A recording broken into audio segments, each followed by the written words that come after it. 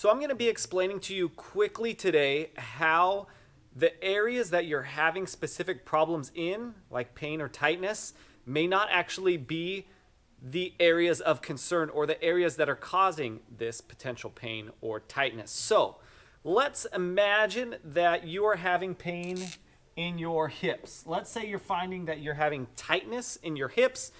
It's this chronic tightness. It wasn't because you fell off a horse yesterday or you were doing something and you overexerted yourself.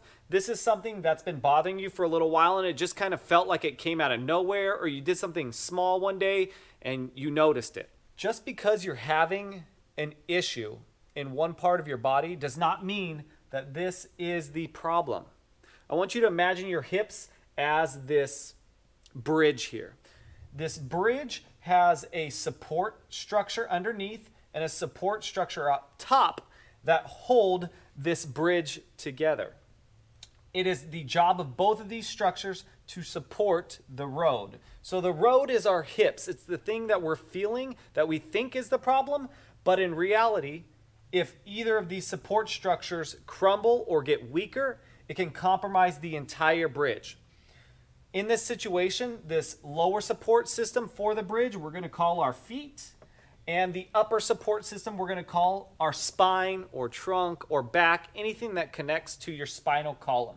This bridge is our body. So if we are having issues as far as dysfunction, pain, past traumas, past injuries, overuse of muscles in our feet, it can negatively impact our hips.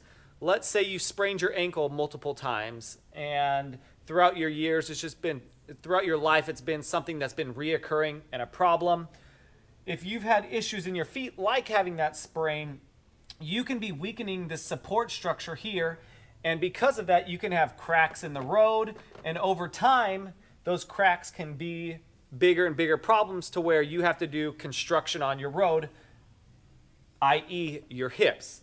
So because you've been overusing your feet and you've had injuries in them, you actually are starting to see signs that show up in your hips and vice versa. You can also have the same thing going on with your support structure up top. So your spine here.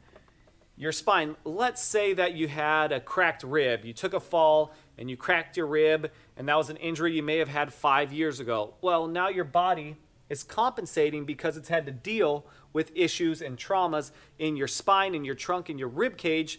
Therefore, your body, like I said, is compensating to make up new patterns of movement to avoid this pain that you've had and continue to move. And because of that, it's added extra stress onto your hips because we lost some potential support up top. And now you have to take the support that was up top and redirect down below.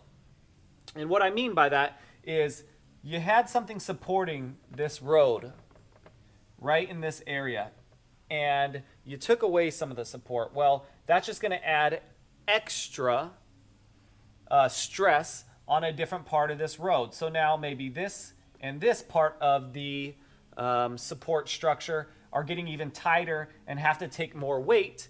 And you can see that because it's affecting the road where it's being held down below. So this is my way of letting you know that having issues or traumas in your history that are in your spine or your feet can both potentially negatively affect your hips. And these problems, these pains that you're sensing in your hips may not actually be coming from the hips. It's not the hips dysfunction.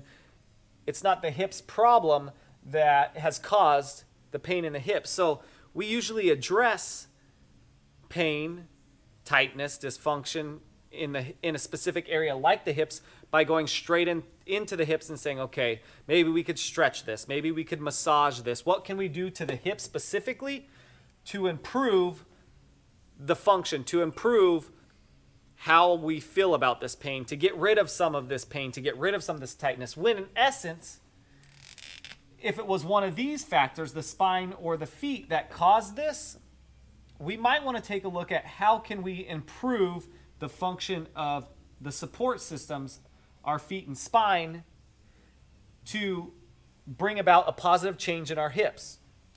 we need to change the way we think about the sensations, the negative sensations we're having as far as pain in certain areas, and specifically looking at that as the problem and opening up our scope and saying, hey, maybe there is a bigger problem here. Maybe there is a cause somewhere else in the body that has created extra amounts of stress in other parts of our body. Because when we have something that doesn't work so well, or we have issues in one area, we learn to compensate and just transfer those forces somewhere else in the body.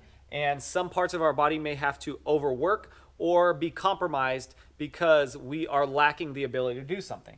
So I'm going to challenge you to take a look at your pains and issues that you're having and not look at it through such a small scope, and take a broader approach to it. Say, what other areas have I had trauma in? Have I had maybe a surgery? Have I injured before that are close to that area? Because those may be the areas that you need to improve upon in order to find relief in the areas that you're currently having issue. So let me know what those are. If you feel free, maybe I can help you understand it even more. I look forward to having you explore this idea and hearing from you.